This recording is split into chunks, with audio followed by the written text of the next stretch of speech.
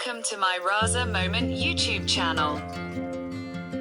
අද අපි කතා කරන්න යන්නේ 2026 වර්ෂය ඔයාගේ ලග්නෙට කොහොමද කියලා. ලග්නය මේෂ ලග්න හිමියන් උපතින්ම ජයග්‍රාහකයෝ. අභියෝග ජයග්‍රහණය කිරීමට මෙම වසර සුබදායී. ලග්නය වෘෂභ ලග්න හිමියන් ස්ථාවරත්වය බොහෝ වැදගත් අතර ජීවිතය ගොඩනගා ගැනීමට පහසු වේ. මිථුන ලග්න හිමියන්ගේ ආශාව අලුත් දේවල් සොයා ගැනීම හා ඉගෙනීම වේ. කටක ලග්න හිමියන්ගේ සැබෑ ආශාව අන් අය පෝෂණය කිරීම හා ආරක්ෂා කිරීමයි. සිංහ ලග්න හිමියන්ගේ සැබෑ ආශාව ඇගීම හා පිළිගැනීමයි.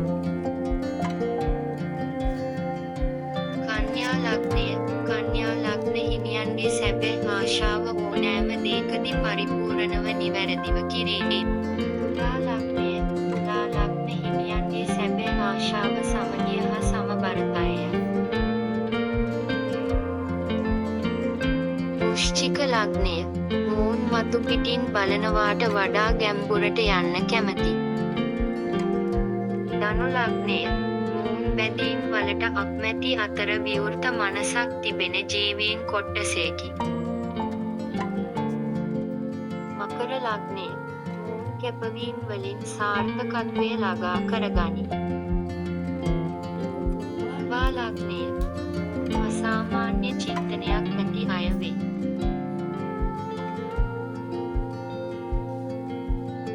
මීන ලග්නය සංවේදී හා යථාර්ථයෙන් මිදී ජීවත් වන අය වේ.